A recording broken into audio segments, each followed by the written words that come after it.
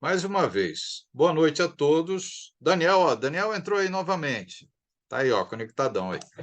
Bem, hoje nós temos a nossa lição número 3, onde nós vamos falar, como eu já postei para vocês, falando a respeito do início, né, Velho Testamento até Novo Testamento. Ok, deixei aqui desconectado o áudio, tá? Por favor, deixem desconectado o áudio para a gente evitar alguns problemas aí na hora da aula. Então, é o seguinte, nós falaremos hoje, um breve resumo sobre a história do Velho Testamento até a chegada de Jesus, para nós entendermos, compreendermos todo esse processo, todo o princípio, toda a necessidade do Velho Testamento ser escrito, a lei ser entregue a um povo escolhido por Deus, até a vinda e chegada de Jesus. Isso tudo nós vamos tentar discutir isso nessa aula, tentar não deixar passar para a aula que vem. Vai ser mais histórico, ok? Do que, vamos lá, colocar como teológico. Então, vou tentar fazer o mais rápido possível, lendo, tá, as telas para vocês também. Só lembrando uma coisa, se vocês desejarem falar alguma coisa, é só postarem a mãozinha ali, a gente pode estar olhando depois, o Reginaldo vai estar aí também verificando, e aí a gente dá a pausa, né, e abre, vamos dizer assim, o tempo para vocês poderem fazer a pergunta, falar, comentar alguma coisa também, sem problema nenhum. A gente... bom, vamos começar, ok? Vamos começar a aproveitar o nosso tempo. Deixa eu colocar aqui a tela, e aí a gente já vai começando a falar sobre ela.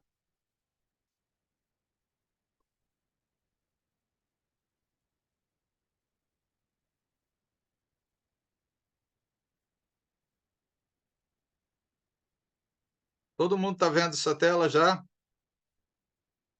Ok, pelo menos já está bem visto aí por vocês. Deixa eu só organizar a minha tela mesmo.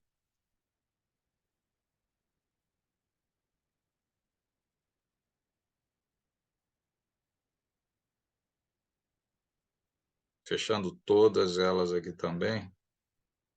Ok, agora eu acho que eu estou... dá para ver mais pessoas de vocês aqui. Ok. Então, hoje a gente tem aí uma visão geral da Bíblia. Deixa eu ir passando aqui. Vamos começar, então, do Velho Testamento, o Antigo Testamento. Por falar a verdade, a gente vai falar mais do Velho Testamento do que o Novo Testamento, ok? Então, vamos lá. Na tela aí vocês podem acompanhar, que vai ser muita leitura e vai ter os comentários aí que a gente vai poder fazer. Novo Testamento trata da vida e do ministério de Jesus Cristo. Já o Antigo Testamento trata de todos os detalhes da nação criada por Deus para a vinda do Salvador. Jesus, então, é a razão pela qual toda a história do Antigo Testamento existe. As histórias e profecias do Antigo Testamento apontam para a vinda de Jesus. Não tem para outro lugar ou para outra pessoa. É simplesmente para a vinda de Jesus. E o alvo do Antigo Testamento é educar todos em relação ao porquê o Salvador viria e o que aconteceria quando ele viesse, ok? A obra de Deus no Antigo Testamento foi completada por Jesus, e isso a gente verifica no Novo Testamento mesmo, que ele mesmo diz, né, o porquê, e ele fazendo tudo isso, completando. Não há dúvidas de que a vontade de Deus é salvar o pecador. É o motivo principal pelo qual o Antigo Testamento foi escrito e o motivo de Jesus ter vindo na Terra. Não teria outro motivo. Então, vamos lá. Um bom conhecimento do Antigo Testamento ajuda muito no entendimento do Novo. Isso é um fato para nós que já estudamos a Bíblia, num geral, que quando você começa a estudar o Novo Testamento, não que você não tenha compreensão do Novo Testamento, mas haverá sempre uma necessidade de você entender, principalmente quando você pega os evangelhos. Quando você pega os evangelhos, não digo nem tanto as cartas, porque vai tratar muito sobre os mandamentos, sobre os princípios básicos da fé, a doutrina em si, vivida pelos cristãos, né? A gente vai pegar muito com relação a evangelho. Mateus, Marcos, Lucas, João, Atos, ok? Atos também a gente vai pegar, mas os evangelhos em si vão lembrar muito sobre a nação judaica, sobre o israelita, sobre leis, sobre profecias. E Jesus mesmo está lembrando isso. Então, tem coisas que nós vamos precisar entender, que aí então a gente precisa voltar para o Velho Testamento, compreender o porquê então Jesus está comentando algumas coisas. Mas vamos lá. Muitos, quando leem o Antigo Bojão, que habita na Michelle. Muitos, quando leem o Antigo Testamento, pensam que não há conexão das histórias entre os dois testamentos. Às vezes acham que não, mas tem, e não tem o porquê, né? Não ter, porque um complementa o outro. Quando chega, então, o livro de Levíticos, né? Levíticos, desiste de continuar e é bem complicado. Bom, quando a gente pega o livro de Levítico, aí, de cara, os primeiros capítulos praticamente vai falar sobre o quê? Sacrifício, holocausto. E é interessante porque ele vai tratar sobre sacrifício, holocausto, aí ele vai falar muito sobre leis que foram deixadas por Deus. Mas é interessante porque ele vai falar muita coisa disso, só que especialmente para um povo. É o povo levita, ok? Então, quando nós começamos a ler o livro de Levíticos, é complicado, porque você precisa entender um pouco mais sobre história. E aí, se você pegar só o livro de... vou começar com o livro de Levítico. Não, aí você não vai compreender nada, né? Porque você precisa voltar um pouco mais no passado, um pouco mais na história. Bem, ok. Porém, então, os demais livros não são assim. Eles são mais fáceis, tá, de se entender. E conhecer o Antigo Testamento sobre a natureza, caráter e personalidade de Deus aumenta a nossa fé e nos torna melhores adoradores. Deus é o personagem central. Agora, vamos lá. Como é que nós temos fé? Como é que nós adquirimos fé? Vamos lá. Pedro, você tem fé na sua esposa por quê?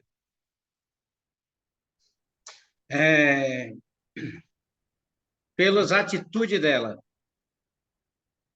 E vamos lá.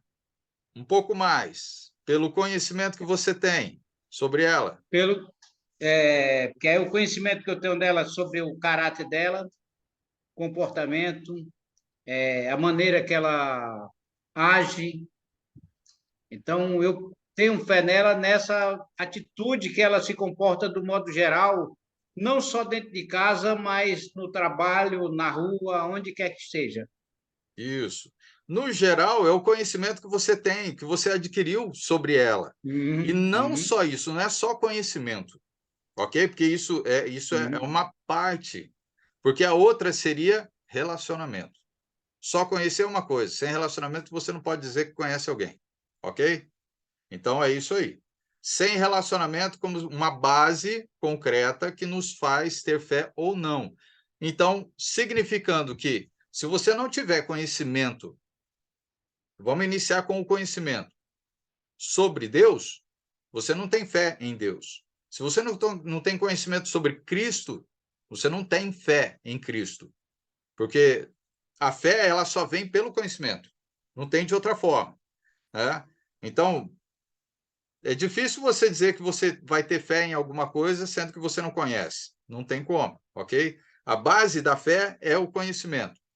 Então, estudamos o Antigo Testamento porque Deus é autor e nele está revelado a vontade de Deus e documenta toda a história da nação que Deus criou para trazer Jesus ao mundo. Então, olha só, tem uma passagem de Romanos, capítulo 15, versículo 4. Abram aí.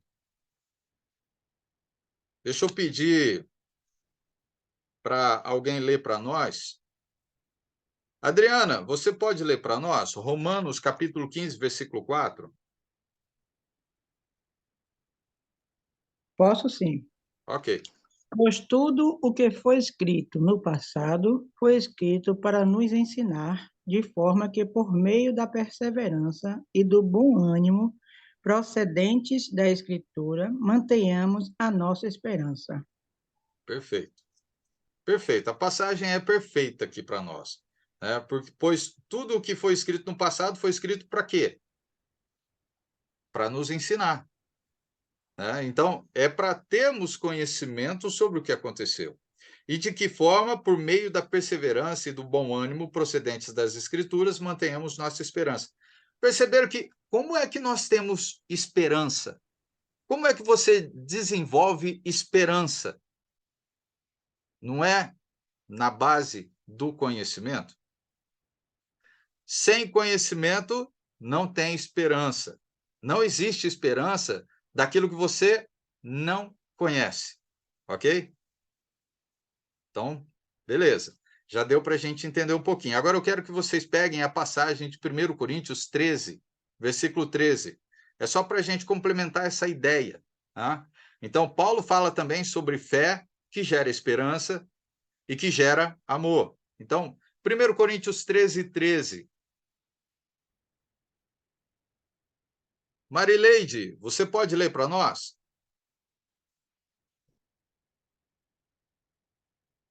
Sim, Ok.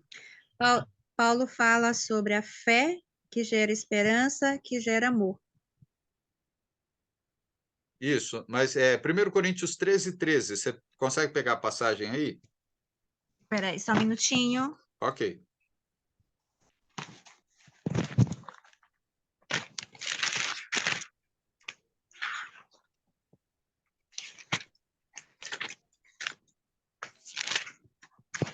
Primeiro Coríntios 13, 13.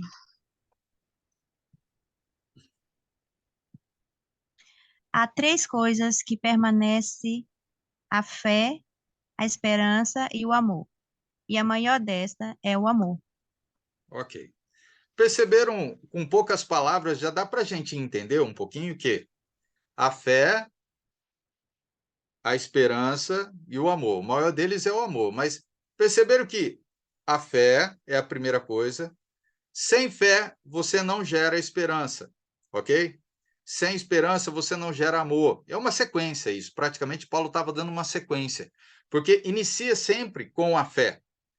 Se nós não começarmos com o conhecimento, com o desenvolvimento do conhecimento, da palavra, conhecendo Cristo, conhecendo Deus, conhecendo as suas palavras, não tem como a gente gerar esperança em nossa vida. Como é que nós esperamos alguma coisa, sendo que nós não conhecemos aquilo que esperamos?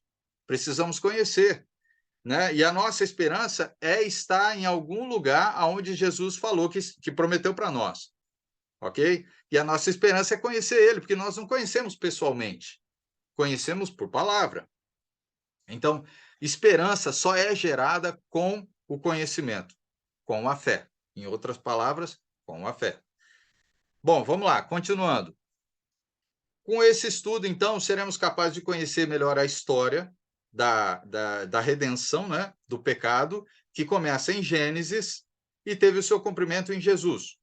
E também muitos dos ensinos de Jesus tinham relação com o Antigo Testamento, como eu já comentei. Passagens de Salmos, Isaías e outros profetas formaram parte integrante de seus discursos, Jesus mesmo dizendo, né, ensinos. Essa era a Bíblia que Jesus lia. Por quê? Jesus, sendo um judeu, ele conhecia tudo. Bom, falar a verdade, Jesus ele é o escritor do Velho Testamento. Então, ele conhecia do início ao fim, né, de tudo. Muita confusão pode ser eliminada no estudo do Antigo Testamento, com um breve resumo da história que nele está presente. Então, vamos lá, vamos iniciar essas partes aí. O Antigo Testamento, então, começa com Gênesis, com a história da criação, e não tenta dar qualquer evidência da existência de Deus. Só começa contando, no caso, afirmando o que ele fez na criação, ok? Deus começou gerando o universo e seguiu criando os animais. Isso nós já temos esse conhecimento. Depois ele fez o homem, ok? Primeiro os animais, depois os homens. Aí primeiro o ser humano chama-se Adão e depois mulher, ou melhor, e depois usando uma vértebra de Adão veio então a costelinha de Adão, né? Eu gosto de brincar que eu tenho a minha costelinha também, né? A minha esposa, né? E aí veio a Eva. O casal tinha uma amizade íntima com Deus. Olha só, esses pontos eu quero que vocês deixem bem claro na mente de vocês. A gente precisa desenvolver intimidade, conhecimento, relacionamento. Sem isso, a gente não consegue firmar a nossa fé, ok? Então, tinham uma amizade íntima com Deus no princípio. Não tinham preocupações, nem tristezas, nem conflitos, nem dores, porque viviam perto de Deus. Nós não conseguimos pegar esse período, esse melhor período da vida do ser humano. Só ficou com eles ali, né? Pena que acabou em pouco tempo. Agora, Satanás, ou melhor, o homem perde então a comunhão com Deus, né? Satanás também estava presente para tentar o homem e a mulher a fim de que desobedecessem a Deus. O Senhor permitia a presença do inimigo para provar o amor e lealdade, né, do casal. E a desobediência ao Criador foi o primeiro pecado que causou o quê? Consequências maiores. Não só para o casal, mas também para todos os descendentes deles, que viria depois. Algumas dessas consequências foram o quê? Morte física, a necessidade de que mais? Trabalhar para comer, né? As dores do parto, né? Para a mulher. Mas a consequência maior foi algo que eles tinham de grande valor. Foi a perda da relação que o casal tinha com Deus. A perda dessa relação. Aquela amizade, então, íntima se perdeu por causa de algo que também aflige nós até hoje, que é o pecado. E só havia uma solução. Essa solução foi a vinda de Jesus, que é o que a gente conhece. Então, a solução estava em Jesus, o Filho de Deus. Ele veio ao mundo e se responsabilizou pelos pecados de todos, ok? Restaurando, assim, aquela amizade com Deus que o primeiro casal tinha danificado. Sua desobediência trouxe ao mundo o poder do pecado e Jesus veio para acabar com esse poder, que é isso que nós conhecemos, né? Em Romanos, Paulo chama Jesus de o segundo Adão. O primeiro, pelo primeiro entrou então o pecado, que a gente conhece, né, pelo próprio Adão, e no mundo. E pelo segundo, que é Jesus, o pecado saiu. Se por um entrou, por outro o pecado saiu.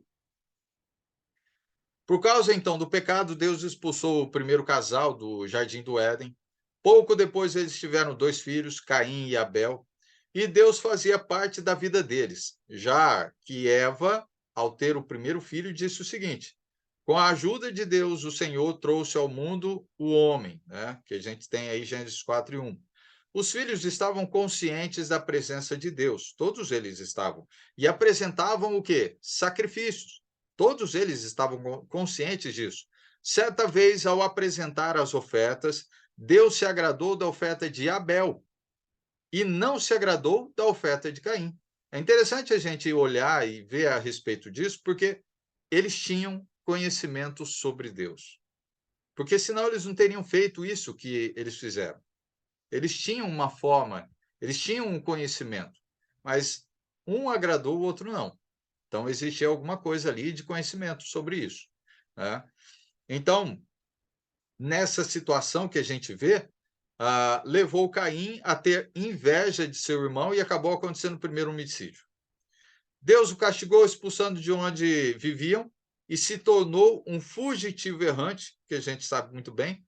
Adão e Eva tiveram outros filhos e filhas, e assim a terra começou a ser povoada. Sete, o primeiro filho de Adão e Eva. Ele foi o quê? Antecessor de Noé. O nome Sete tem um significado. Ele significa compensação.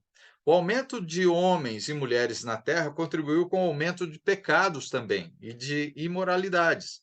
E uma das coisas interessantes é que quando você volta lá para Levítico, né, que a gente estava comentando a respeito de Levítico, você pode pegar o capítulo 17, você vai ver a respeito disso, né? Deus deixou uma ordem muito clara para o ser humano ali. Então, a situação estava tão grave que Deus decidiu destruir a terra e a humanidade com o dilúvio. Aliás, quase toda a humanidade, né? Não foi toda ela, pois havia então uma família que era temente a Deus. Ok? Então, Gênesis 6, do 1 ao 7, conta sobre isso. Então, vamos lá. Eu quero pegar essa passagem para a gente ler. Gênesis 6, do 1 ao 7. Regis, pode ler para nós? Sim, Caco. Deixa eu pegar aqui. Gênesis 6, do 1 ao 7. Quando os homens começaram a multiplicar-se na terra e lhes nasceram filhas, os filhos de Deus viram que as filhas dos homens eram bonitas e escolheram para si aquelas que agradaram. Então disse o Senhor: por causa da perversidade do homem, meu espírito não contenderá com ele para sempre. Ele só viverá 120 anos. Naqueles dias havia nefilins na terra e também posteriormente, quando os filhos de Deus possuíram as filhas dos homens, e elas lhe deram filhos. Eles foram os heróis do passado, homens famosos. O Senhor viu que a perversidade do homem tinha aumentado na terra, e que toda a inclinação dos pensamentos do seu coração era sempre e somente para o mal. Então o Senhor arrependeu-se de ter feito o homem sobre a terra, e isso cortou-lhe o coração. Perfeito. Ok. Bem, nós vemos um pouquinho sobre essa história inicial, né, que a gente conhece muito bem, né, sobre o que Deus deixou aqui com relação a essa corrupção que aconteceu, né, e a destruição parcial, vamos colocar assim, né, do mundo. Então, Noé era um homem justo. Deus o instruiu para que ele e os seus 3 filhos construíssem uma arca para os salvar. Então, tinha uma família. Noé até pregou para o povo, mas interessante que lembra quanto tempo ele pregou para o povo? Quanto tempo vocês acham que ele pregou? 120 anos. Mais ou menos 120? Quanto tempo levou para se fazer a arca? 100, né? Uns 100 anos. Né? Então, mais ou menos nesse período todo aí, enquanto Noé estava e o povo ainda estava aqui na terra, Noé continuou pregando. E é interessante que ele continuou pregando, mas ninguém ouviu, né? Deus ainda manda, né, que Noé vá e pregue ao povo para se arrepender. Mas o povo não estava se arrependendo, não. Durante esse período todo, né? Então, Noé até pregou para o povo, mas a maldade e violência era tanta que ninguém deu ouvidos à mensagem de Noé. Então, Deus se coloca contra o pecado. A arca foi finalizada após 100 anos. E Noé fez tudo conforme Deus havia instruído. Não foi nada diferente. Durante 100 anos, construiu e pregando o arrependimento, tá? Construindo e pregando o arrependimento ao povo, e ninguém se converteu. O dilúvio veio e devastou toda a terra e toda a humanidade. Apenas 8 pessoas foram salvas. Isso a gente confirma isso em Gênesis capítulo 6, versículo 9, até o capítulo 9, versículo 28. Isso nós não vamos ler, não, é muito comprido para a gente ler. Nova geração sendo formada a partir, então, dessa família. A única família que ficou, a única família temente a Deus. Infelizmente, vemos na história que o ser humano não deixou de se corromper com o pecado. O mesmo depois de ver a mão de Deus pesar sobre a humanidade. Então, os primeiros 11 capítulos de Gênesis relatam a história da criação do primeiro homem e de sua descendência a Deus, desobediência a Deus e de sua perda da comunhão com Deus. Veremos também alguns dos esforços de Deus para convencer o homem de que a única maneira de viver seria se restabelecer a amizade com Deus, com ele. Tudo que o Senhor fez, tudo que o Senhor fez rejeitado pelo homem, que continuava com sua rebelião. Algo a mais tinha que ser feito, algo que acabaria com o poder que Satanás exercia sobre o homem. Então Deus tinha planos desde o início. O restante da história relata o que Deus continua a fazer para salvar o homem, restaurando, assim, aquela amizade perdida no passado. Deus, então, põe em prática o seu plano com uma promessa. O plano de Deus começou a tomar forma em Gênesis capítulo 12. Havia apenas uma maneira para mudar a situação, já que o ser humano havia falhado várias vezes, não foi uma, nem duas. E parece que continua fazendo a mesma coisa, né? E era evidente de que isso dependeria totalmente da decisão de Deus. Com a vinda de Cristo, a morte e a ressurreição nos possibilitou de termos a presença de Deus em nossas vidas. Deus nos ama, apesar da nossa desobediência. Deus continua nos amando. Por isso que ele ainda nos dá tempo para nos arrepender. Em Gênesis capítulo 12, Deus escolhe então um homem chamado Abrão, né? E não Abraão, né? Mas é Abrão, o primeiro nome dele. E seria o início desse plano de restaurar o ser humano. Uma promessa, então, muito importante, pois dizia que todas as famílias da terra seriam abençoadas. E com certeza isso foi cumprido aonde? Em Jesus. Essa promessa incluiria uma nova nação e uma nova terra. Seria formada pelos descendentes de alguém, de Abrão, que no caso se tornou Abraão. Um povo que traria então o quê? O Salvador. Por meio desse povo viria o Salvador. A terra prometida, Canaã, que hoje é conhecido como o Estado de Israel. Isso é um pouquinho da história que a gente conhece, ou pelo menos, né, na maioria aí conhece. A promessa de Deus, primeiramente, era do nascimento milagroso de um filho herdeiro, ao casal Abraão e Sara. Um filho em que, em termos humanos, seria impossível, já que eles eram idosos e não podiam gerar filhos. Ele, no caso, tinha 75 anos, Abraão, e Sara tinha 65 anos.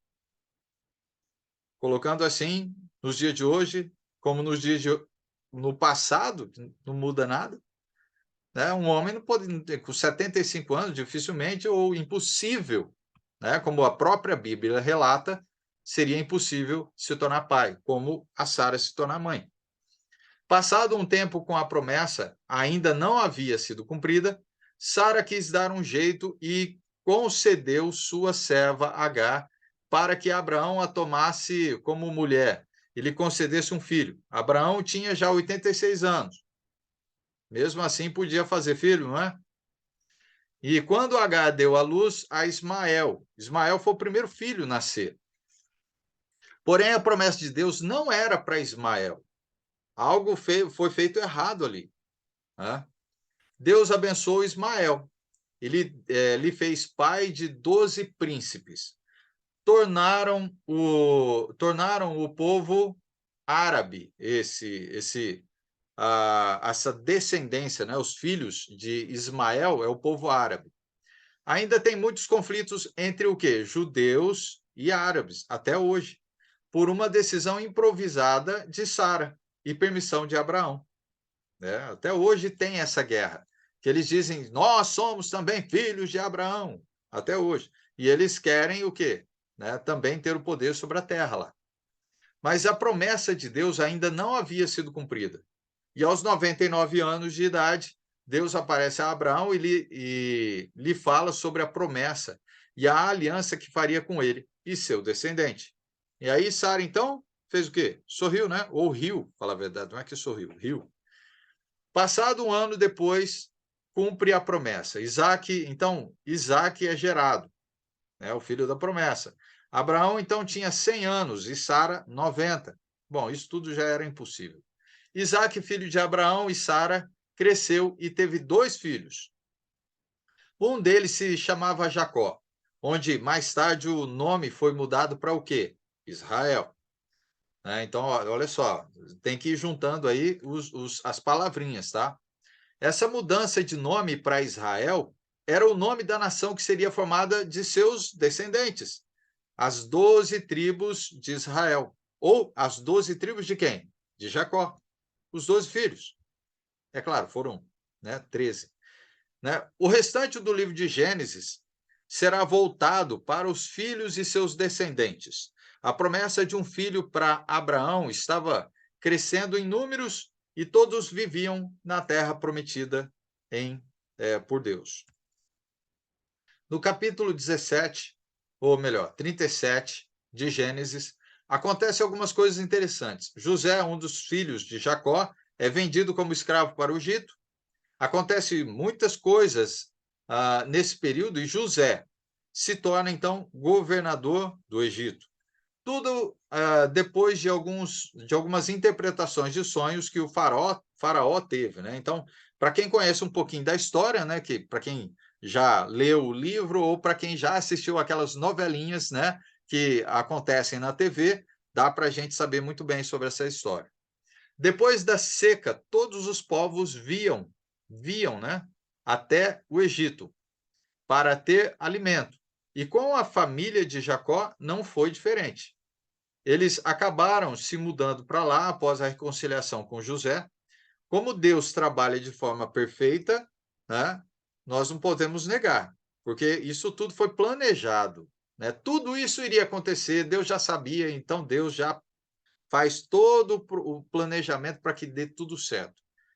A gente pode colocar assim, Satanás tentando mudar toda a história e Deus ali colocando a sua mão, acertando, aquilo que a gente vê que é ruim, nossa, agora acabou tudo. Não, do ruim Deus faz vir aquilo que é bom também. Então, eles acabam indo morar junto com José, e José vai cuidar da família. Os filhos de Jacó foram com aproximadamente 75 pessoas para o Egito, e lá se estabeleceram como convidados do faraó, por ser família de José. Eram tratados com respeito. E ao passar do tempo, o povo foi crescendo em números e Faraó morreu. O povo, ou melhor, o novo Faraó, que não conhecia José, começou a tratar de outra forma os israelitas, onde passaram a ser escravos.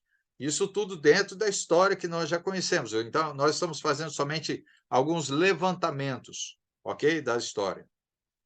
Então, viveram de forma por um período aproximadamente de 400 anos.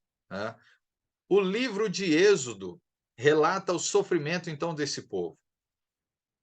Então, após 400 anos, Deus decide libertar o povo da escravidão do Egito.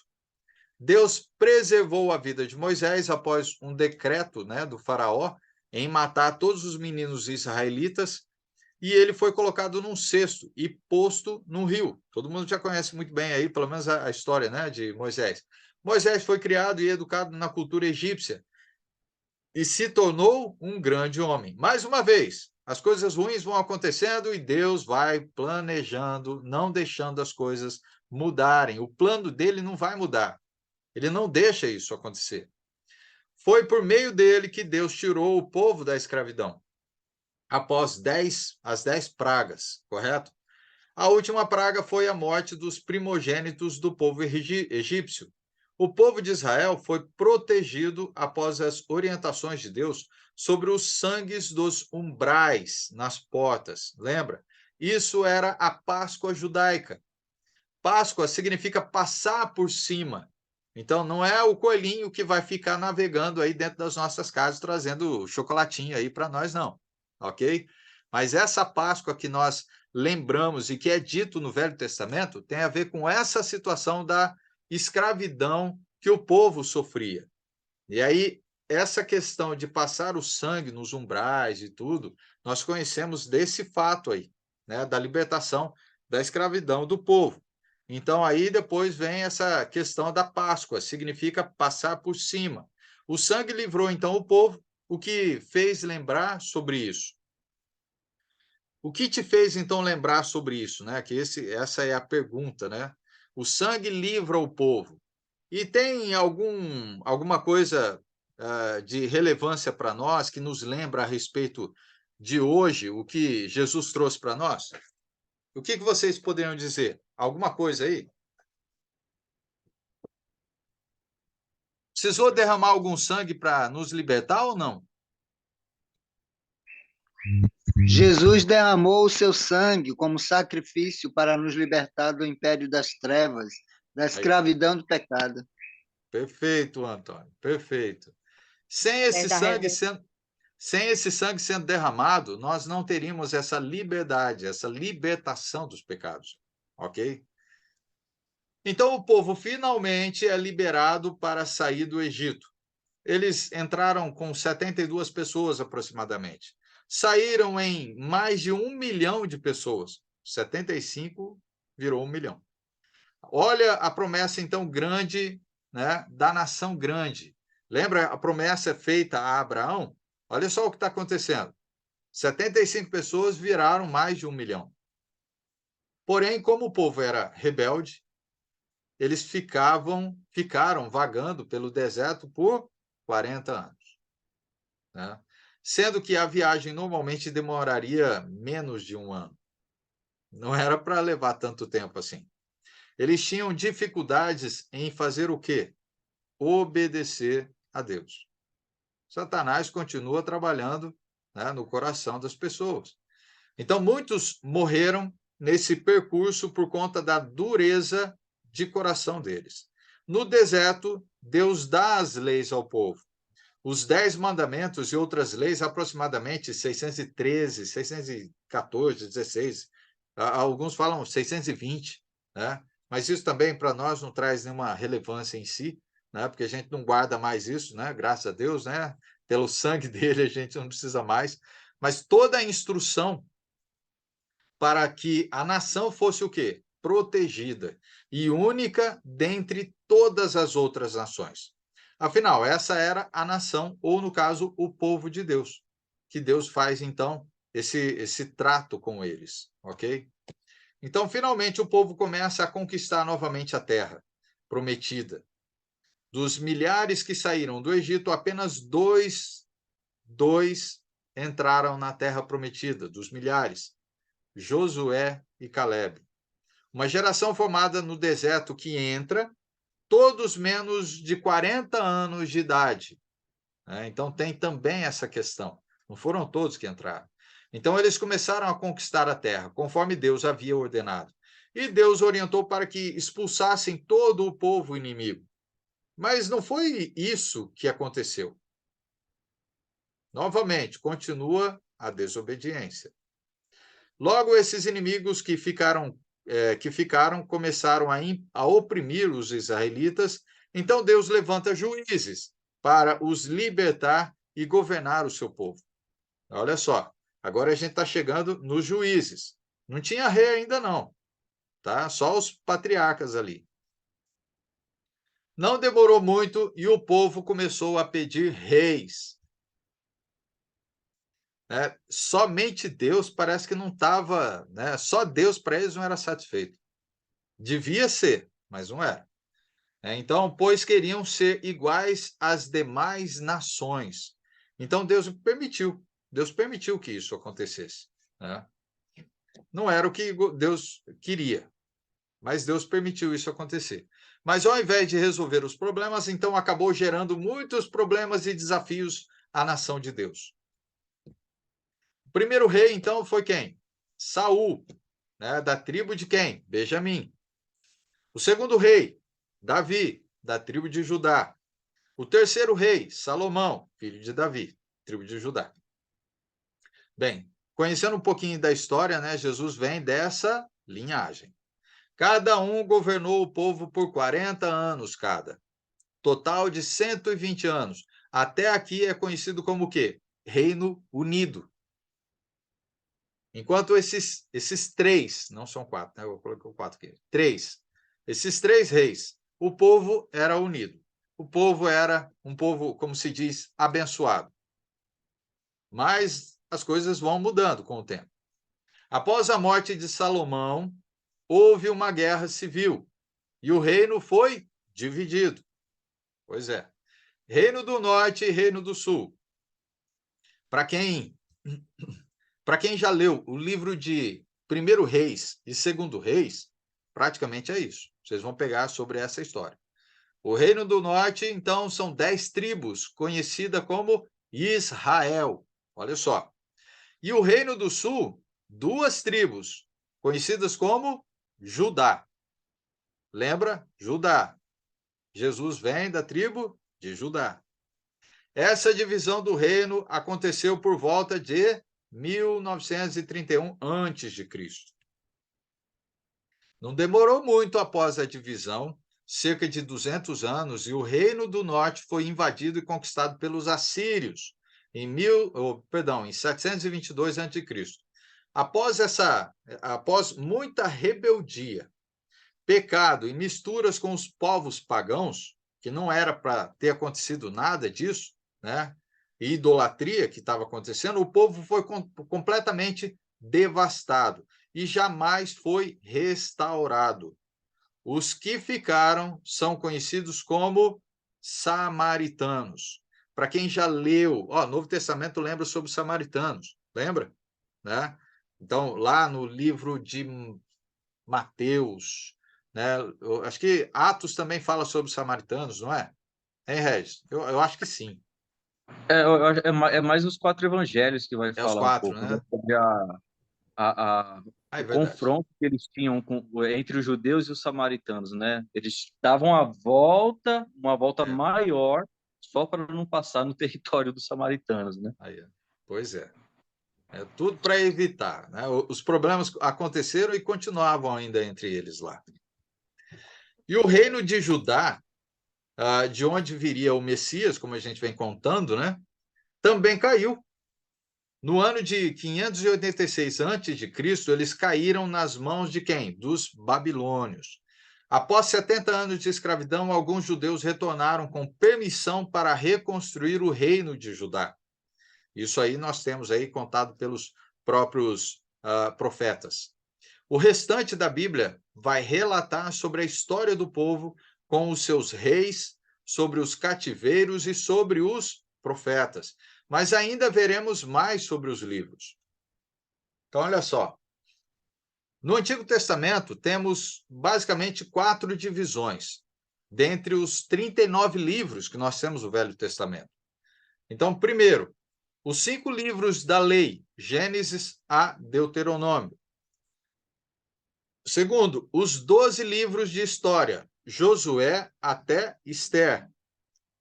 Terceiro, os 5 livros de poesia, Jó a Cantares de Salomão.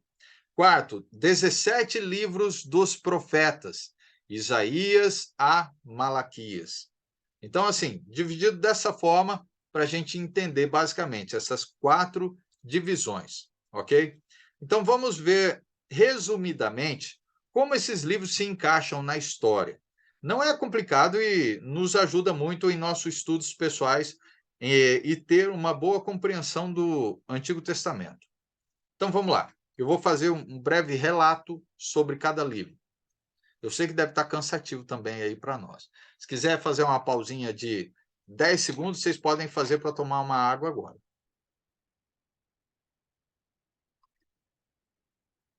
Nem precisou de 10. 5. Já deu, Regis. Pode parar, não precisa tomar mais água, não. Já consegui engolir aqui já. Então. Pelo menos para molhar a palavra, né? Ok. Olha, gente, eu sei que deve estar cansativo, mas é necessário da gente poder entender todo esse relato da história, tá? Então, vamos lá. Os 5 livros da lei, ou, no caso, o Pentateuco, né, que a gente conhece.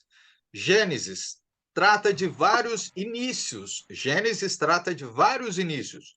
O início do universo, o início da vida humana, o início da rebelião contra Deus, o início do esforço de Deus em redimir o ser humano e o início da nação de Israel até a promessa feita a Abraão. Então, Gênesis é isso. Êxodo é a saída. Então, é a família de Abraão se tornam nação. Deus livra o povo da escravidão do Egito de volta para a terra prometida. Então, Êxodo ele vai até esse ponto. Levítico, aí ó, que nós comentamos um pouquinho lá. Então, são instruções para a família de Levi. Deus instruiu a sua nação, né? A sua nova nação em como adorar e viver como ele queria. Olha só. Então, o livro de Levítico foi escrito para isso. A insistência de Deus para que o seu povo fosse santo é repetida várias vezes. Os sacerdotes eram para ser todos da tribo de Levi. Não poderia ser fora da tribo de Levi, ok? Teria que ser descendentes de Arão, não diferente disso. Deixa eu só ver uma coisinha aqui. Ok. Números, vamos lá. A consequência da obediência às instruções de Deus pela santidade. Conta o tempo em que o povo passou no deserto, vagando, trata do censo realizado também no deserto. Então, esse período, né, da escrita de Números foi a respeito disso. Deuteronômio fala sobre a repetição da lei, novamente, para a nova geração formada no deserto. Contém vários discursos de Moisés aos filhos de Israel no deserto. Em um de seus discursos, Moisés afirma o seguinte: faça silêncio e escute, ó Israel. Agora você se tornou o povo do Senhor, o seu Deus. Então, nós temos aí relatos, novamente, da lei e esses relatos de Moisés ali para o povo, novamente. Então, até aqui, conta a história antes do povo entrar aonde? Na Terra Prometida. Até esse ponto aqui. Agora nós começamos os 12 livros da história de Israel. Os 12 livros que seguem os 5 livros de lei contêm a história da conquista, da ocupação e do estabelecimento das terras de Israel. Então, primeiro, Josué. A história das conquistas e a ocupação da terra de Canaã após a volta do Egito como escravos. A primeira parte do livro narra, então, a distribuição da terra conquistada. A segunda parte do livro fala sobre a distribuição da terra entre as 12 tribos, ou famílias que compunham aquela nação. Segundo, Juízes. O período em que a terra era governada por juízes, não tinha reis. Lembra que tinha passado os patriarcas e agora veio os juízes. Então o povo não foi fiel às leis de Deus. O povo deixou Deus para unir-se aonde? Aos ídolos. Terceiro, Ruth, a história de amor e a lealdade a Deus. Apesar da infidelidade de muitos, havia aqueles que eram o quê? Fiéis a Deus. Esse livro é uma janela na vida daquela nação sobre juízes. Quarto, 1 Samuel, a narrativa da mudança de juízes para reis, que é o que a gente vê nessa continuidade aí. Saul foi escolhido o primeiro rei de Israel, né? Israel unido. Por 40 anos, Saul foi infiel a Deus e foi rejeitado, ok? Aí, quem quiser conhecer um pouquinho da história... Fala a verdade, a gente vai lembrando um pouquinho da história lá na frente, não vai? Não é, Regis? Sim, vai refrescando a memória, né? Como você falou, essa lição aí é mais para a gente entender um pouco da história, né, do povo que formou Jesus, né? O porquê que foi criado, o porquê que Deus preservou essa nação até chegar a Jesus. Então, conforme você vai comentando, a gente vai lembrando, né? Vai lembrando dessas histórias aí, e isso ajuda a refrescar um pouco a nossa memória, né? Eu só Sim. queria fazer uma observação, não, deixar um pouco aquela pulguinha atrás da orelha. Eu falei, olha, é coisa de Reginaldo. Talvez todos, não sei se todos vão lembrar, mas lá quando foi distribuídas as terras, Uma nação, aliás, uma tribo ficou sem. Uma tribo ficou sem a terra. Não foi repartida, né? Uma parte da terra para uma tribo. E essa tribo era a de Levi. Só que mais para frente a gente vai entender. E aí, eles ficaram sem terra, como que eles vão sobreviver, né? Aí deixa para frente aí que a gente vai explicar como que isso procedeu, né? Essa não divisão da terra sobre essa família aí nessa tribo. Sim, sim. É isso aí, a gente vai lembrando no Novo Testamento várias vezes. Nós vamos comentar a respeito disso. Bom, isso nós vimos o quê? Sobre Ruth, deixa eu ver aqui, não, primeiro Samuel, né? Então, Samuel unge a Davi para ser o próximo rei. Saul tenta matá-lo e acabou por morrer na batalha. Segundo Samuel, o governo do novo rei. Davi restaurou a nação e governou por 40 anos. Davi desobedeceu a Deus, adulterando com Batseba. Seu reinado foi arruinado, assim como sua família. Tudo consequência do pecado. Nada diferente dos dias de hoje também. Consequências. Primeiro Reis. O governo de Salomão, filho de Davi, foi o governo mais rico de toda a história da nação. Salomão desobedeceu a Deus também, casando-se com várias mulheres estrangeiras e idólatras, tornando-se infiel a Deus. Então, Salomão também morreu e o seu reino foi dividido. Olha só as consequências, né, do pecado. Segundo Reis, a história dos dois reinos e como foram conquistados por nações estrangeiras. Segundo Reis, praticamente ele vai juntar os dois, né? O reino do norte foi conquistado pelos assírios em 722 a.C. e o reino do sul conquistado pelos babilônios, 586 a.C. Primeiro Crônicas, repetição da história da nação de Israel. A narrativa dá mais ênfase à história religiosa daquela nação. Começa com a genealogia de Davi e depois de seu reino, né? Segundo Crônicas, vida e governo de Salomão em detalhes. Então, tá vendo que um vai complementando o outro. Isso é necessário. A construção e inauguração do templo construído também por Salomão, aonde vai dizer a respeito disso. Bom, Esdras, a história da publicação de um decreto que permitia aos israelitas voltar a Canaã. Os babilônicos foram conquistados pelos persas. O rei da Pérsia, Ciro, permitiu e ajudou cerca de 50 mil judeus a voltarem. Zorobabel liderou esse grupo de volta. Poucos anos depois, Esdras, o sacerdote, liderou mais 2.000, ok? Aí vai para Neemias. O muro de Jerusalém foi reconstruído sob a sua liderança, Neemias. O templo foi reconstruído sob a direção de Zorobabel e Esdras. Neemias conseguiu materiais com o rei da Pérsia para reconstruir o muro ao redor da cidade. Esther. Os judeus que ficaram na Pérsia não foram exterminados por causa de Esther. Essa história passa durante o sexto e sétimo capítulo do livro de Esdras. Com a ajuda de Esther, Deus livrou o seu povo de um genocídio. Olha só. Por isso que é interessante a gente conhecer um pouquinho de cada história, de cada livro. Agora, os 5 livros de poesia. Tem poesia também? Tem poesia. A inspiração de Deus proporcionou 5 lindos livros poéticos que fazem parte do Antigo Testamento.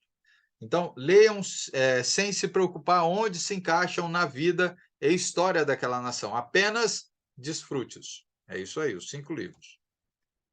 Então, Jó, o problema do sofrimento na vida de um homem reto, fiel e justo. O livro de Jó é excelente, lindo. Vemos a permissão de Deus concedida ao diabo em tentar Jó. Jó tinha 3 amigos que o acusavam de pecador. Ele submeteu a tudo, mesmo sem saber por que estava sofrendo. Através da paciência e perseverança, porque não é só paciência, é perseverança, Deus o recompensou no final. Salmos, escritos que compreendem um longo período dos pensamentos do povo de Deus. Davi escreveu muitos dos salmos de adoração a Deus. Muitos dos salmos eram usados no templo na adoração. Provérbios, um ótimo livro e prático sobre sabedoria. Excelente. Salomão é conhecido como sendo o autor da maioria deles.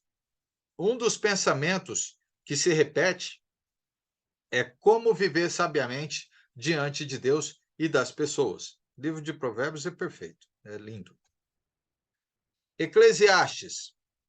O autor usa sua própria experiência para mostrar que a vida só tem valor quando se vive para Deus. Não mudou, hein? Não mudou. Hoje continua sendo a respeito disso. O autor tinha provado de tudo em busca da felicidade e satisfação e concluiu que nada o agradava. Ele concluiu que a única maneira de ser feliz é viver em submissão a Deus. Não mudou para nós hoje também. Cânticos, um poema de Salomão, um poema de amor, né, de Salomão para sua esposa. Ah, mas ele teve tantas esposas? É, mas ele escreveu esse para uma esposa. A beleza do amor físico e emocional para quem quer ter uma noiva. É interpretado também de uma declaração de amor de Deus a seus filhos também.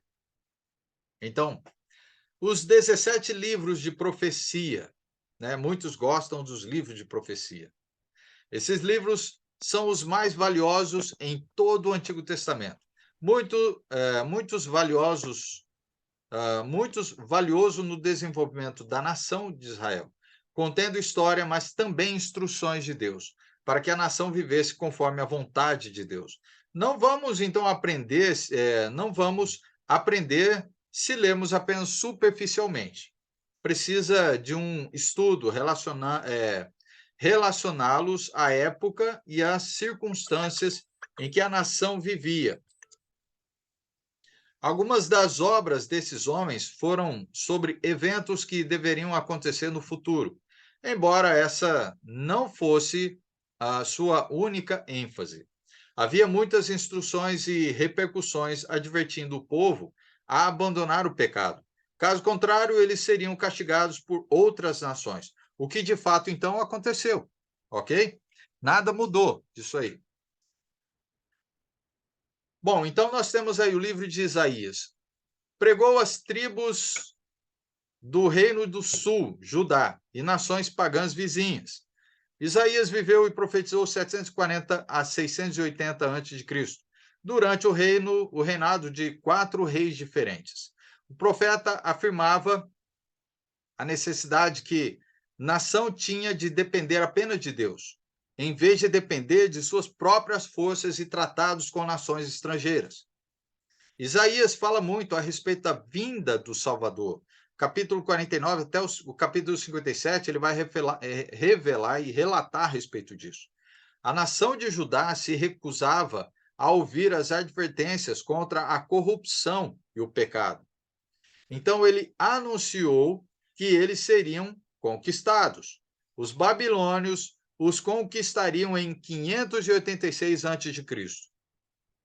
Jeremias profetizou e pregou ao Reino do Sul durante 40 anos. Olha só os períodos aí. O povo rejeitou suas mensagens sobre um julgamento vindouro de Deus por continuar em pecado e rebelião. Mas o povo não quer voltar atrás, não. Queremos continuar assim. Isso está sendo bom para nós. Está gostoso por aqui, por enquanto.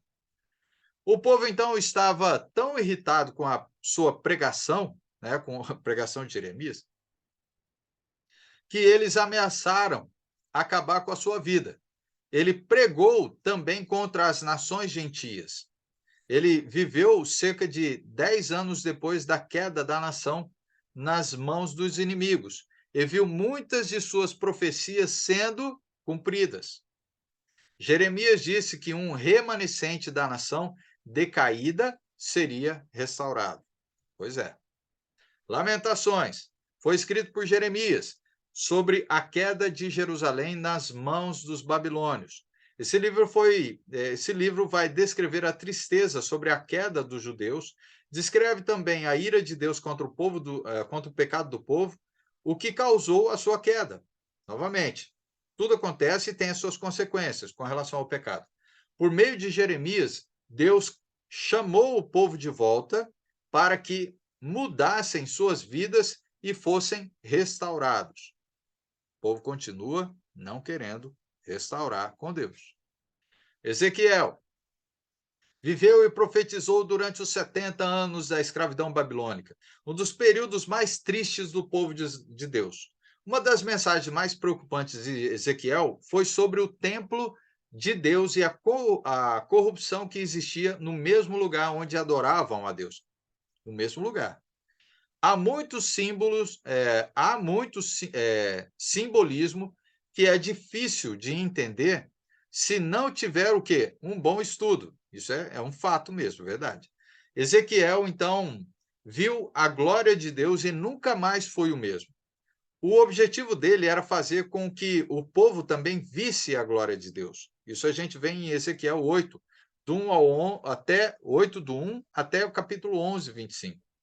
Os últimos 9 capítulos do livro tratam da restauração da nação à glória que um dia teve no passado. Isso lembrando sobre a glória do passado daqueles 3 reis, praticamente. Daniel era um jovem da nação do sul, que foi levado aonde? Para Babilônia, como cativo. Mesmo nas mãos dos babilônios, Daniel afirmava que o povo de Deus estaria estabelecido eternamente pelo Senhor. Daniel teve várias visões, que no caso foram sonhos, não é? Que serviram para convencer o povo e os inimigos que toda sabedoria e poder pertencem a quem? Somente a Deus, e não a eles. Eles achavam que tinham, mas não tinha nada. Daniel profetizava sobre o poder de Cristo que arrasaria os reinos do mundo. Veremos então mais para frente a respeito disso, porque esse é um dos pontos que a gente vê lá na frente, tá?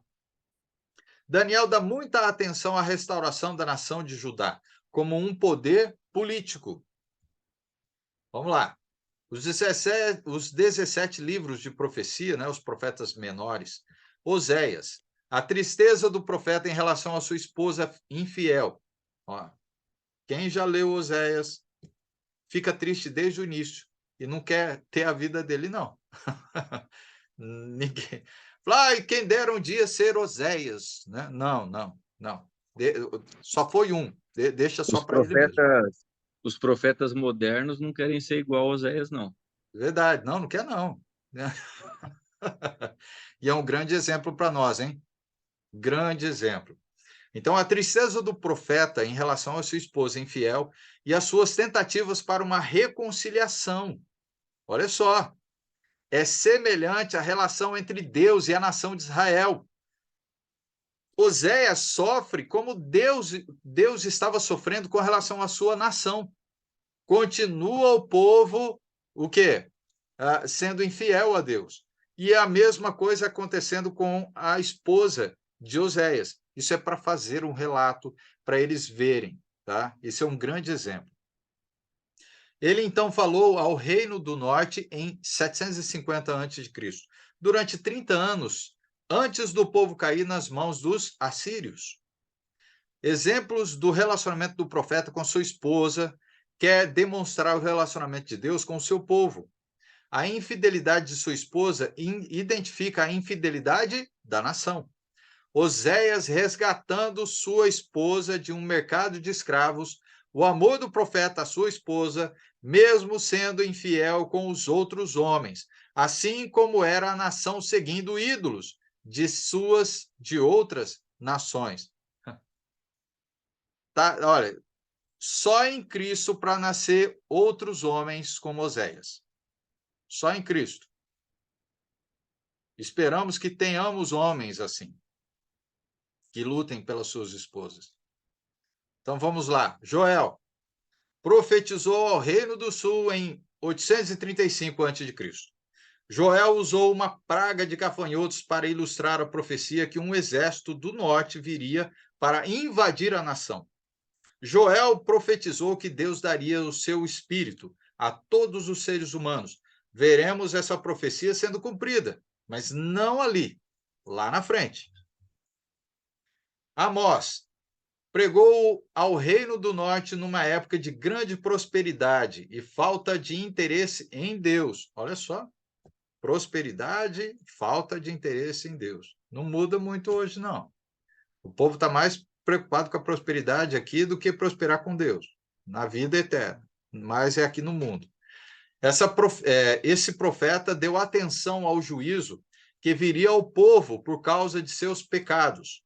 Havia muita imoralidade, injustiça, idolatria, orgulho, e eles se recusavam a escutar os profetas de Deus. Deus vai rejeitar as festas de adoração deles. Não voltou para mim, aparece 5 vezes no capítulo 4. O povo se recusava a ouvir a palavra de Deus. Com o juízo de Deus, poucos se salvariam. Consequência. Obadias fala contra os edomitas, os descendentes de Esaú, irmão de Jacó, lembra? Esaú, irmão de Jacó, né? Que vendeu o seu direito para Jacó. Eles eram primos dos israelitas, mas estavam auxiliando os inimigos de Israel. Suas profecias foram feitas cerca de 840 a.C. Os edomitas tinham se recusado a ajudar a nação de Israel durante o tempo em que passaram no deserto, quando estavam voltando à sua pátria. Enquanto Jerusalém era invadida pelos inimigos, os edomitas se aliaram a eles em vez de se aliar a Judá. O juízo de Deus pronunciado por Obadias confirmou que os edomitas seriam destruídos à face da terra. Olha só o que estava para acontecer. O povo de Deus, apesar de serem dominados, triunfaria pelo poder e pela presença de Deus. O povo tinha que continuar o quê? Sendo obediente a Deus, né, e deixando Deus trabalhar na vida deles, porque a vitória viria, mas por conta da obediência.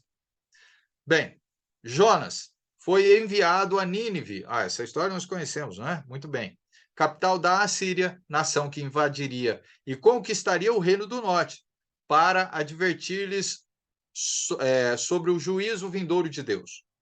Então, Jonas foi a Nínive no ano de 760 a.C., cerca de 40 anos antes dos assírios destruírem o reino do norte. Surpreendente que aquela nação pagã se arrependesse com a pregação de Jonas. Portanto, o juízo de Deus não foi pronunciado contra eles, né? O livro trata apenas da nação dos gentios e não referencia sobre nenhum dos dois reinos, Israel e Judá. Então, era um povo gentil que se voltou a Deus, ouviu o clamor, né? O pedido de Deus. E eles ouviram a Jonas e se arrependeram. Bom, Jonas é curtinho, dá para ler rapidinho. Miqueias profetizou aos príncipes e governadores do Reino do Sul por seu maltratamento aos pobres. A missão profética de Miqueias durou 735 a 710 a.C. Durante esse tempo, o Reino do Norte foi conquistado pelos assírios.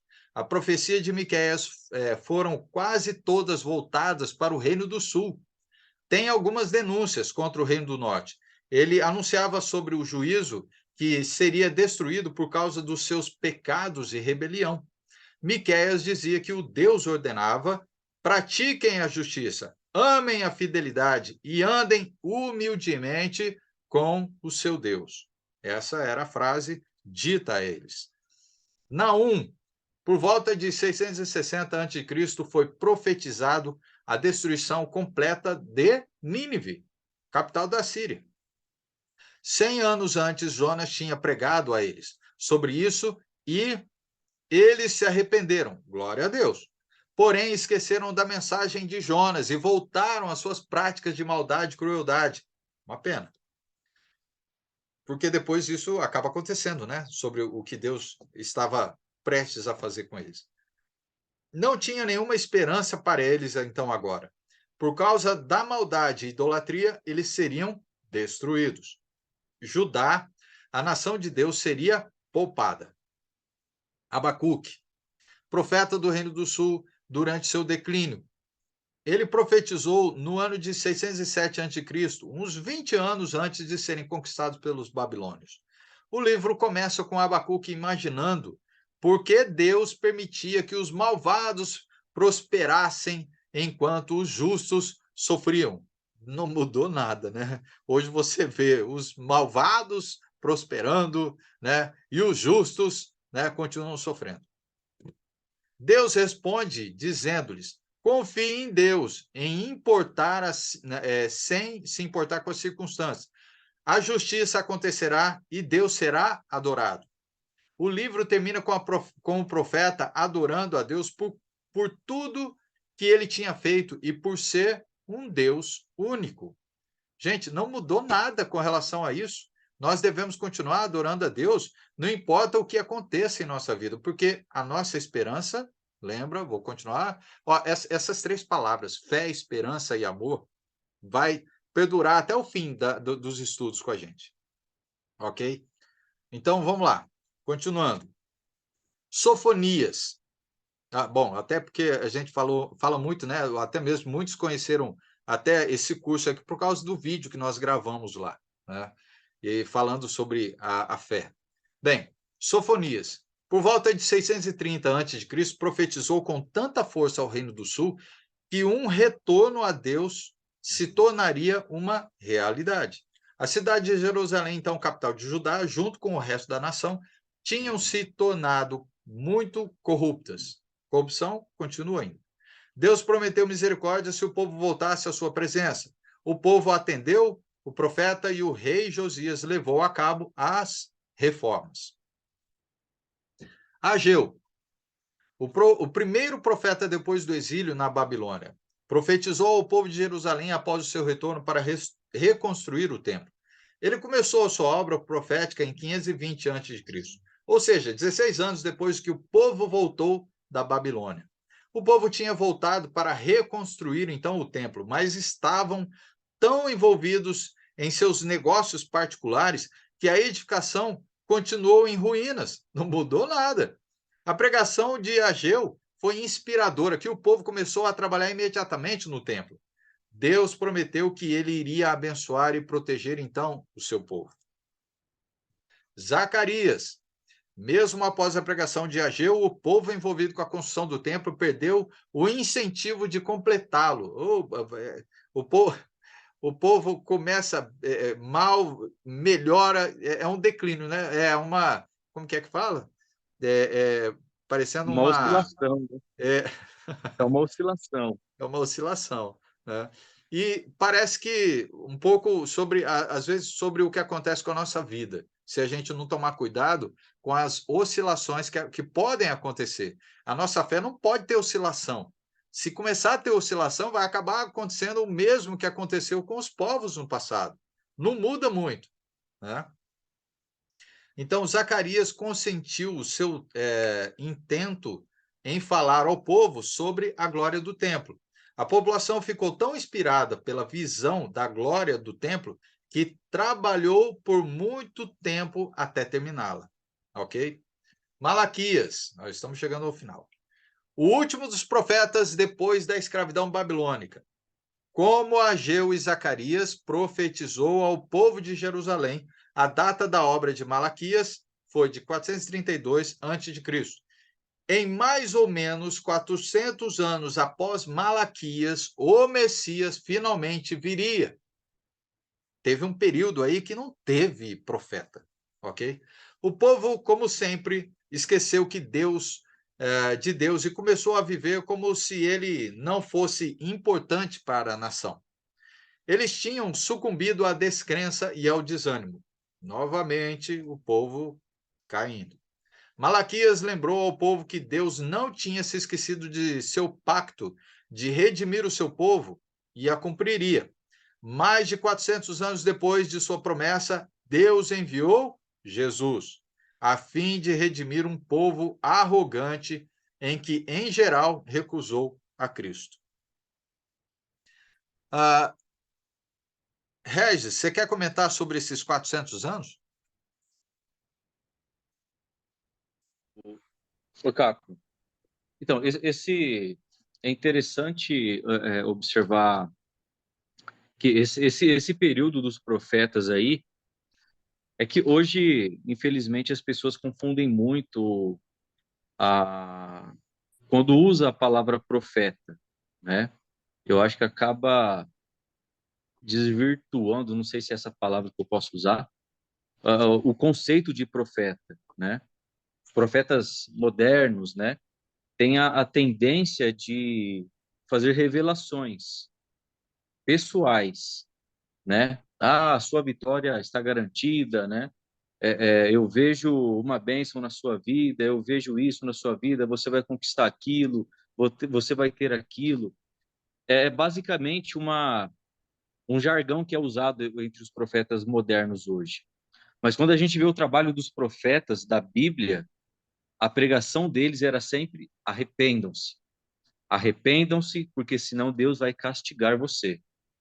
Se vocês não voltarem a Deus, vocês serão exilados, vocês serão expulsos da sua terra, vocês serão escravos. Então, hoje, confunde muito essa questão dos profetas. E Deus ficou tão,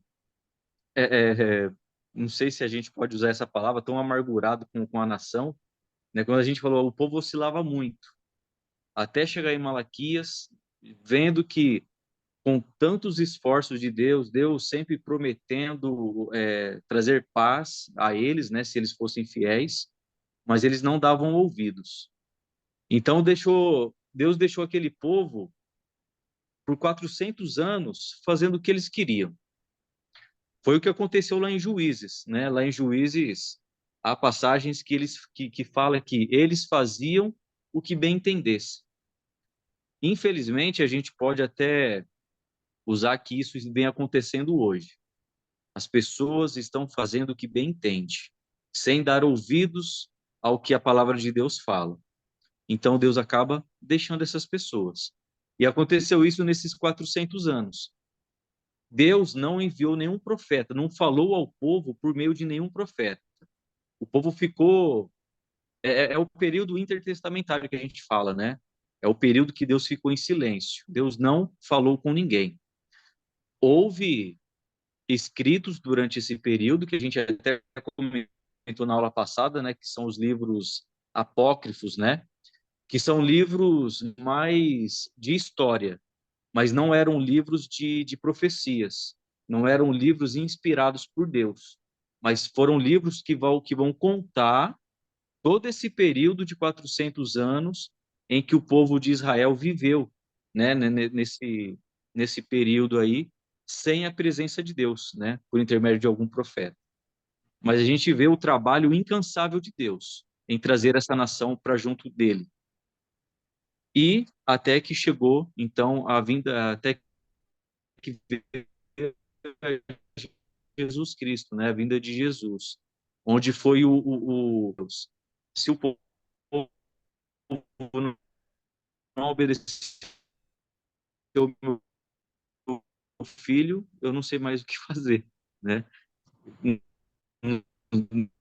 Deus não pensou assim, né? Mas a gente pode... É a única solução agora que falta, para que você vai comentar ainda aí sobre a vinda de Jesus. Mas Deus ficou em total silêncio durante esses 400 anos aí, por conta da rebeldia do povo, né? Sim, sim, por conta dessa rebeldia. Então, vamos lá. Vou continuar mais um pouquinho aqui. Então, nós temos aí, ó, o Antigo Testamento, né? Praticamente aí, ó.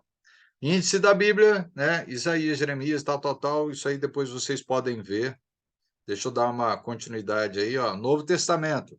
Não é muito que a gente aqui, ó, já está praticamente quase encerrando. Bem, Novo Testamento, nós temos aí, ó, uma breve comparação dos relatos do Evangelho. Livro de Mateus, escrito principalmente para quem? Os judeus. Apresenta Jesus como Rei. Ênfase especial do livro. Jesus como o Messias. Seu ensino, seu reino, sua autoridade. Apelo especial de hoje aos estudantes da Bíblia. Propósito final, Salvador prometido. Aí o que nós temos de Marcos? Marcos, escrito principalmente para romanos, tá? Aos romanos, tá? Povo romano. Apresenta Jesus como servo. ênfase especial do livro, as atividades de Jesus, milagres para ajudar as pessoas. Apelo especial de hoje, a pessoa comum, o homem de negócios. Propósito final, Salvador poderoso. O livro de Lucas, o Evangelho, escrito principalmente para quem? Para os gregos.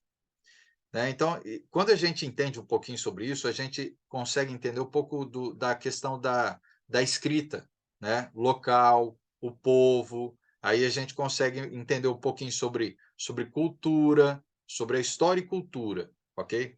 Então, Lucas, escrito aos gregos, filho do homem, né? Que apresenta Jesus como filho do homem. ênfase especial do livro, a humildade perfeita de Jesus. Apelo especial ao erudito, pensador, idealista que procura a verdade. E o propósito final, Salvador perfeito. E o livro de João, o Evangelho, aos crentes, ok? Aos crentes. Filho de Deus, é assim que ele apresenta, né, Jesus, como Filho de Deus.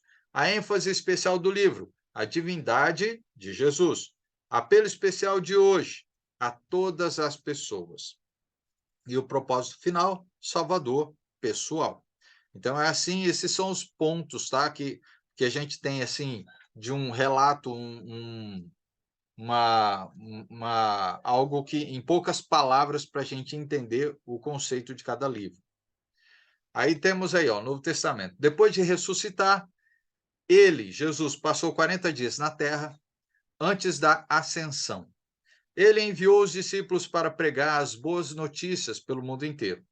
O livro de Atos, que nós vamos relatar várias vezes, o livro de Atos, descreve o crescimento da igreja, que fundada por Cristo pelo mundo inteiro. O Espírito Santo, pelos apóstolos e profetas, deu os 27 livros do Novo Testamento. Toda a verdade que descreve a nova aliança para guiar a igreja, para ser uma igreja só, não ser duas, três, é uma só, que espalhasse pelo mundo. A igreja são pessoas, não é prédio, ok? Isso também a gente vai tratar isso nas aulas.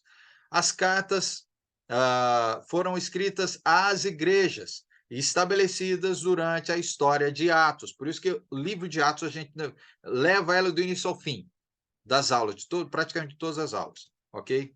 O livro de Apocalipse termina a revelação de Deus, mostrando como o reino dos romanos foi eliminado por Deus, ok? Naquele período ali do primeiro século. Para ver toda essa história em 2 leituras breves, leia então o livro de Atos, capítulo 7, e Hebreus, capítulo 11. Ou um relato mais comprido de toda a história são os livros de 1º e 2º Crônicas. Então, aí vai detalhar um pouco mais, tá? Bem, chegamos ao final. Aí, ó, nós achamos que não íamos chegar, né, Regis? Mas é que eu tive que ler muito, não parei muito para fazer muitos comentários, porque eu sei que é muito cansativo. E, querendo ou não, é importante o que a gente fez hoje, que é fazer um resumo da história toda, colocando em poucos fatos, poucas palavras, cada livro, cada explicação, cada momento histórico, né? É como se nós traçássemos uma linha reta. Nós chegamos até Jesus, ok? Até o Novo Testamento. O ponto era esse, da gente pelo menos conseguir passar uma breve explicação sobre a história. Só que isso aqui que nós fizemos vai ser lembrado fatos dessa história no decorrer das aulas. Não tem como. Só que agora vocês já têm pelo menos, vamos dizer assim, fácil, né, para poder lembrar. Gravado alguma coisa, pelo menos, na mente de vocês a respeito disso. Alguém quer falar alguma coisa, né? Não precisa xingar, tá? Eu sei que vocês ficaram aí bem, né? Talvez decepcionados. Oh, eu queria também falar, poxa vida, só o Caco que falou hoje. Não. Mas foi a necessidade mesmo. Fiquem à vontade. Cara, Oi. mas a gente tem alguns minutinhos aí, né? O 9h10 agora, tem alguns minutinhos para quem quiser comentar, perguntar Sim. alguma coisa. Mas o interessante, como você falou, que o propósito, né? Essa linha que foi traçada aí até chegar em Jesus. E o interessante é que de Gênesis a Apocalipse, o ponto principal, o foco é sempre Jesus, né? Embora Jesus venha apenas lá no Novo Testamento, né? Mas a gente vê ali uma fumaça, né? Vamos colocar assim, lá desde Gênesis, porque Sim. assim que o homem, né, pecou, Deus já traçou esse plano da salvação por intermédio de Jesus. Então, desde Jesus, aliás, desde Gênesis, a Jesus já é evidenciado, né, nos livros. Sempre, em cada livro, vai ter uma referência sobre Jesus. Os próprios profetas falaram, né, sobre a respeito de Jesus, sem mesmo conhecer, Sim. sem mesmo saber como seria, né? Então, eu creio que essa história, assim, essa linha aí, e você foi crânio de ter conseguido numa aula só. Mas é interessante essa. Bom, eu acho, né? Espero que todos os participantes aí também achem interessante essa questão dessa linha, né? Que chega até Jesus. Deixa eu só ter uma pergunta aqui, ó. Qual a ligação de Moisés com José? Moisés é o povo de José? Não, Moisés não é o povo de José. Ela pergunta. Eu fiquei com uma dúvida histórica. Qual a ligação de Moisés com José? Na verdade, Moisés, lembra sempre das 12 tribos, né? Moisés, ele era da tribo de Levi,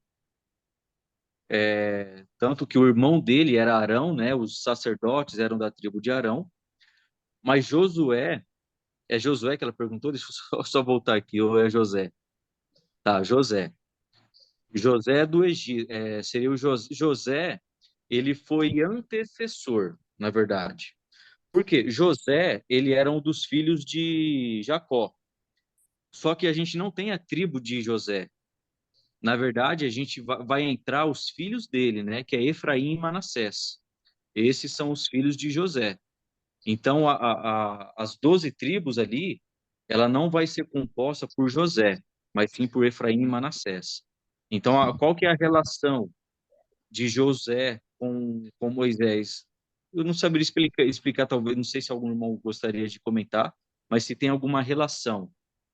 Até porque eles viveram em períodos bem distantes, né? Tanto que quando o povo do Egito se estabeleceu lá no Egito, o povo de Israel se estabeleceu lá no Egito, passou 400 anos, né? Ou seja, muitos ali não conheceram, muitos às vezes nem souberam da história de José, mas a história de José contribuiu muito, né, para o estabelecimento ali da nação de Israel lá no Egito. Então, assim, eles não têm uma ligação, né?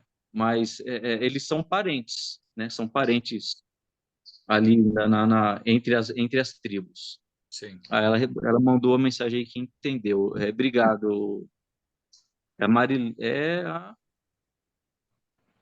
Bom, não tem um nome. Depois, se puder deixar o nome aí, só está marcado o usuário do Zoom. Aqui não está marcado. Marielle. Obrigado, Marielle, pela pergunta aí. Ok. Merielle. É isso aí. Merielle.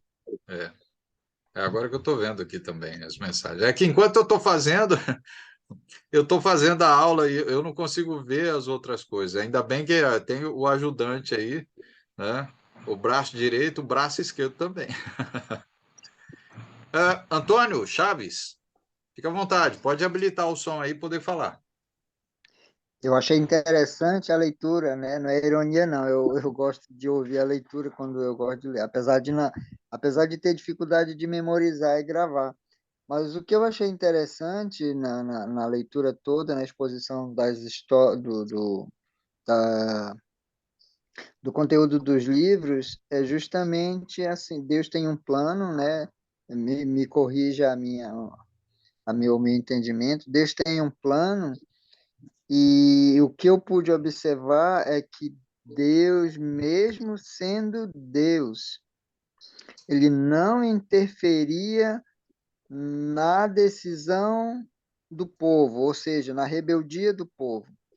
Mas por ele ter um plano, quando o povo estava chegando ao extremo de atrapalhar o seu plano, ele fazia uma espécie de correção usando seus meios e seus métodos, para que até que o povo, né, do qual nascesse Jesus até a vinda de Jesus. E nós hoje, pelo menos é a maneira como eu vejo, nós como Igreja de Cristo do caminho verdadeiro, e muitos eu pude saber semana passada que tem muitos, eu diria assim, muitas congregações que levam o nome de Cristo, mas que estão desviados da doutrina de Cristo. E então, assim, Deus permite que esses fatos aconteçam, mas uma realidade que a gente pôde ver, Deus corrigindo pesado, pesado. Deus prometeu Canaã, Deus tirou o povo, mas por rebeldia ele disse que ninguém entraria. E é o mesmo Deus de amor que a gente vê lá no Novo Testamento. Então, assim, muita gente ouve, hoje diz assim, Deus é fiel, Deus é fiel. Só que eles usam a expressão fiel para aquilo que eles querem, como o irmão disse, né? Prosperidade e outras coisas mais. E esquecem que Deus é fiel também na correção e na disciplina. Sim. Né, irmão? Nós temos vários exemplos, nós vimos vários exemplos, né? Desse pequeno relato que a gente fez do Velho Testamento. Então, serve para nós hoje? Claro que serve, para todos nós, todas as congregações. E olha que nós temos várias congregações unidas aqui. E qual é o fim de estarmos aqui nessa aula, né? Nesse curso? Todos. Nós temos aí, pelo menos, mais de 70 pessoas, né? De vários lugares do Brasil inteiro fazendo o curso. Qual é o nosso objetivo? União. Pensar a mesma coisa, porque é assim que Cristo quer que nós pensemos. Busquemos a mesma fonte de conhecimento, que é Jesus. Então, o nosso desejo tem que ser o mesmo desejo de Jesus. É por isso que nós estamos aqui. Não tem outro fato, não tem outro objetivo. Todos nós aqui estamos em busca de conhecimento, mas conhecimento verdadeiro. Para que possamos estar o quê? Unidos como igreja, servindo a Deus, servindo a Cristo do início ao fim, né? E a gente vai o quê? Lutar para preservar essa pureza, porque é isso que Cristo quer de nós. Porque Deus fez isso com o seu povo no passado e Deus continua fazendo isso com o seu povo em Cristo, para que a gente possa manter o quê? A pureza. Então vamos com todo cuidado, com todo amor pela palavra, né, mostrar a todos. Todos nós precisamos buscar a mesma fonte, não fontes diferentes, mas a mesma fonte. Mais alguém? Caco, é o que eu vejo na minha observação, que é assim, Deus, toda a vida, ele já traçou um período para cada data. Por exemplo, o período da vinda do Filho de Deus, né, para julgar, já está traçada, só que ele não revela a nós. Sim. E com isso ele nos dá essa liberdade de nós nos arrepender para ter dias melhores na terra e alcançar a vida eterna. Sim. Assim como ele fez no passado. Ele já tinha determinado cada período. Só que o ser humano, como hoje a gente vê, sempre buscando a rebeldia. Sempre buscando a rebeldia. O plano de Deus já está traçado, ele não muda. O homem pensa em querer fazer diferente, mas Deus não muda o perfil dele. Por quê? Porque ele é justiça. Se ele não fosse justiça, ele mudava. Ele é amor, mas esse amor é o amor da justiça. Então, ele já determinou época, data para tudo, desde o princípio. Ele ciente que a humanidade vai ter esses declives. Mas, como você e o amado o outro professor têm frisado, esses declives nós não podemos ser deixados levados por ele. Sempre manter firme para, nesses declives, a gente pode descer e não voltar. É como um barco no meio do mar quando está numa tempestade. Se ele descer o bico depois que a onda levanta, ele vai e não volta mais. Então, o que está governando esse barco, ele tem que ser ciente que antes dessa onda levantar, ele já tem que pôr potência no motor para avançar. Assim somos nós. Quando percebemos que o pecado está à porta, nós temos que recusá-lo ele antes de nós cometer. Porque se não for, nós vamos entrar nesse declível, e esse declível nós pode descer. Sim. Porque o plano de Deus, quando é que vai acontecer o julgamento? Isso ele nunca falou para ninguém. Como ele não falou para Noé, os tantos anos que ele foi viver para fazer a arca. Ele não disse, Noé, tu vai viver 100 anos. Não, ele não disse para Noé que ia fazer 100 anos. Mas ele continua fazendo a arca. E passaram-se os 100 anos. E assim aconteceu. Como toda a história de Abraão e os outros sucessores. Então, Deus já tinha seu plano. Ele não muda. Como plano de salvação hoje, ele já tem. Não muda. Agora, cabe a nós não deixar nos declinar para esse lado da rebelião, da rebeldia. Se não for, nós não vamos alcançar a terra prometida, que é a maçã celestial. Sim. Amém. Mais alguém? Boa noite, gente. Eu queria... Oi, José. Tudo bem? Tudo bem? Bom Beleza? também. Entrei um pouco atrasado, mas estamos aqui. Eu queria fazer uma pequena leitura aqui. Eu tenho me jogado muito nesse livro aqui do apóstolo João. Sim. Então, eu vivo por a Escritura e vou morrer por ela. Amém. Porque é a verdade, né? João 8,32 já diz isso. Mas eu quero... Vamos, 2 capítulos, não vou ler muito, que dá para, mas dá para a gente ter João 12, eu vou ler no 47 aqui, e o 48, e diz assim: se alguém ouvir as minhas palavras e não crer, eu não julgo, porque eu vim não para julgar o mundo, mas para salvar o mundo. Este mundo que ele está falando aqui é o povo, não é o mundo físico, né? É o mundo espiritual. Sim. Às vezes o pessoal confunde muita coisa como o espiritual com o material. Sim. E não é assim, né? No 48, aí ele dá um ênfase maior. Ele diz, olha, como é que vai ser, gente? É a minha palavra que vai salvar vocês. Não adianta chegar lá em cima e falar que você vai ser julgado por isso, por aquilo. Não. Sendo julgado, nós estamos sendo julgados agora. Já. 48. Quem me rejeitar a mim e não receber as minhas palavras, já tem que eu julgue. Aí ele vai explicar. A própria palavra que eu tenho proferido. Que palavra que eu tenho proferido? A palavra do Pai. Porque ele veio cumprir a palavra do Pai. Sim. A palavra que eu tenho proferido.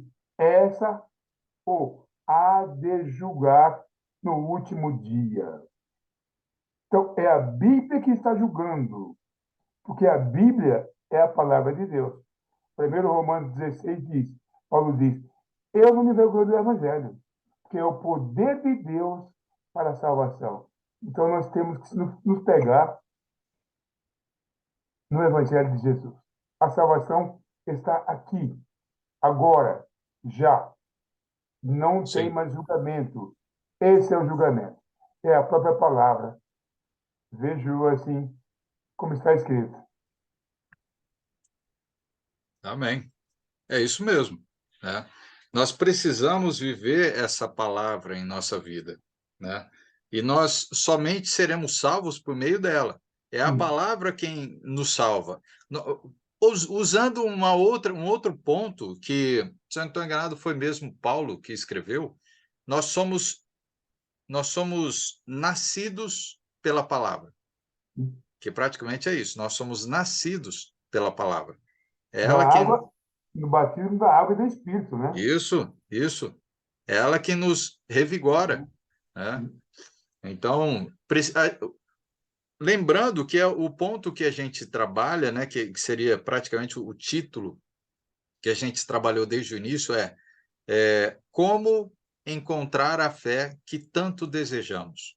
Como é que nós vamos encontrar essa fé? Somente na palavra de Deus. Sem Somente na dúvida palavra de nenhuma. Deus. Não é fora dela, mas Mas é olha, não. nela. É, E o irmão Pedro aqui, o Pedro Santos, falou muito bem. sim, Trouxe bem. Nós temos que falar a mesma língua. Falar o que a Bíblia fala. Onde ela não falar, não adianta. Não adianta inventar história. Querer fazer coisas bonitas ou pegar a palavra e querer burlar ela. Ou para cima ou para baixo. sim. Ela já é maravilhosa. Eu amo, adoro essa palavra. Porque tudo está ali. Tudo está ali. Não precisa de mais nada. Tem outros livros para a gente ler, tal, mas tem um monte de livro para a gente ler e entender e tal. E às vezes algumas palavras a gente não consegue entender, pelo menos eu. Então vamos para dicionário, vamos para o grego, vamos para o aramaico, vamos para alguma coisa assim. Então, como você mesmo diz, ô Caco, é Caco, não é isso? Sim. Se estiver errado, desculpa aí, me perdoa. Não, Mas nós temos que ter esse conhecimento desta palavra. Esta palavra fala conosco. E nós temos que ver ela dentro de nós. Jeremias, lá atrás, já dizia, né, quando Deus mandou 31, acho que 34, 30, alguma coisa disso. Eis aí vem dias em que escreverei a palavra na mente e no coração. E é esta palavra aqui. Não é outra palavra, é essa mesmo. Que veio o Messias e nos deu essas palavras aí. Gracino, porque até então, né, Gracino? Oi. A palavra é o alimento Sim. da nossa alma. É o alimento. Porque Jesus disse, ele é o pão que nos alimenta. E ele é a palavra. Sim. Sim. Como disse também, ele chamou, eu gosto da responsabilidade que ele diz, eu, ele chama, eu sou o caminho, a verdade e a vida. Olha só que coisa maravilhosa. Para mim já está completo, eu não preciso de mais nada. sim. Eu só preciso obedecer. O Carlos fez uma leitura aí bem grande, mas muito interessante, parabéns. Que Deus abençoe e continue aí nessa pegada aí, que é bacana mesmo. Eu Amém. amo ler. Então, você vê, lá de Gênesis, começou por desobediência. Desobediência. E todo o Velho Testamento fala de quem? De Jesus. De Jesus. De Jesus. Mais explícito em Gênesis 15 ali, né? Quando ele fala de pisar a cabeça da cobra ali. Mas é tudo de Jesus. Então, o que Deus fez, como o nosso irmão Pedro Santos falou, o que Deus fez está feito. Não vai mudar em hipótese alguma. Ele disse, Jesus disse, não mudará dessa palavra. Nem um tio, nem uma vírgula. Porque essa palavra é de Deus. Foi Deus que mandou Jesus, né? Pediu para Jesus vir e falar, olha, meu filho, vai lá e profere essas palavras. porque o Evangelho é de Deus. Sim. Né? A Bíblia nos diz isso, ela nos garante. Jesus, acho que João diz, ó, as palavras que eu profiro não são minhas, mas do meu Pai que me enviou. Não é maravilhoso? Para mim Sim. é. Sim, Para mim sim. é glorioso. Para mim é. Com certeza. Com Se eu continuar certeza. falando, eu vou falar a noite inteira. Todo o Evangelho eu fico a noite inteira, dias inteiros, gente. Obrigado a vocês. Desculpa aí a minha. a Não, vontade. não. À vontade, José. Quando você quiser falar, fica à vontade, tá? A partir de Obrigado. semana que vem, nós vamos falar um pouquinho sobre as duas alianças. E Muito bom. nessa aula, nós vamos ter tempo para poder falar, tá? Muito E bom. vai ter muito. A gente vai poder fazer pausas, tá? Para a gente fazer comentários, porque agora começa a destrinchar um pouco sobre Velho Testamento e Novo Testamento. Sim. Nós ainda ficaremos dentro do Velho Testamento para compreender ele. Entendeu? Só que a gente vai sempre fazer relatos no Novo Testamento, porque lembra que Jesus ainda faz lembrança do Novo Testamento? Oh, perdão, do Velho Testamento. Exatamente. Ele Isso. traz É, as profecias, né, que aconteceu lá, e ele prova que lá ele já estava lá. sim. Né? E ele traz para cá, para o Novo Testamento. Isso é muito bom. Então, a gente consegue juntar o Velho Testamento com o que vai sendo dito no Novo Testamento, confirmando ele. Confirmando ele. Então, querendo ou não, não tem como. Nós vamos continuar criando a estrutura histórica e a estrutura teológica. É do início ao fim, para a gente chegar a um único só objetivo: a fé que a gente tanto deseja viver, né? Que é a fé que Cristo trouxe para nós. Sim. Porque isso tudo já vem sendo dito lá do passado, lá de Gênesis, a respeito dessa fé que já começou com quem? Abraão. Começou com Abraão, né? O pai da fé, né? Sim, Então, sem dúvida nenhuma. é isso aí. Você está certíssimo. Ok. Bom, pessoal, vamos então fazer uma oração, agradecendo a todos, né, mais uma vez aí a participação. Eu sei que teve alguns aí que já saíram, né, que já demos aí o tempo, ó, 9h30, 9h32. E então a gente faz uma oração agradecendo e lembrando, semana que vem, mesmo horário, tá? Mesmo canal, mesmo Bate-Caverna. Beleza. Deus nos dê vida e saúde, estaremos aqui. Amém, amém. Amém. Fazer oração então. Regis, quer falar alguma coisa? Não, eu falei amém. Ah, sim, ok. Ô, José, faz a oração para nós aí encerrarmos. Então vamos orar. Senhor nosso Deus, bendito e Pai de nosso Senhor e Salvador Jesus Cristo. Nós viemos, Pai, agradecido ao Senhor por mais um dia, onde participamos, Pai, dessa reunião, em todos os lugares, Senhor Deus, em todo o Brasil e até fora mesmo desse país, para aprender, Senhor, cada dia mais a Sua palavra.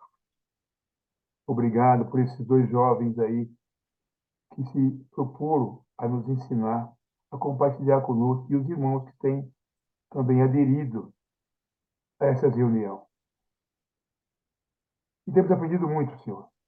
Da minha parte, muitas vezes, e tenho certeza que até o final aprenderei muito e muito. Porque esse é o intuito, para que nós compreendamos dia a dia o Evangelho, a perfeição, a maravilha que só o Senhor tem. Obrigado, meu Deus, que o Senhor abençoe ricamente todos, para a sua honra e para a sua glória, em nome de Jesus Cristo, nosso Salvador eterno, que nós oramos e agradecemos. Amém. Amém, amém. José, muito obrigado Amém. pela oração. Obrigado a todos vocês. Tenham uma ótima semana. Que Deus abençoe a todos. Amém, amém. Boa noite, boa noite, boa noite. Noite. Tem mais uma mensagem aqui, né, da Mirielle, eu acho que é da Mirielle. Eu achei essa aula, cadê? Estava pulando aqui, Amém, esclarecedora. amém também. Falou que foi muito esclarecedora a aula, né? Virou uma chave no meu coração. Ah, que bom, que bom. Isso é Glória muito a bom. Deus por isso. Boa Glória noite a todos. Amém, amém, Adriana. Deus abençoe a todos, uma boa noite, um bom descanso para vocês, uma boa semana. Deus abençoe. Que seja feito Deus assim como abençoe. palavras, queridos. Amém. Deus Boa abençoe a noite. todos, uma boa semana e até segunda, se Deus quiser. Amém.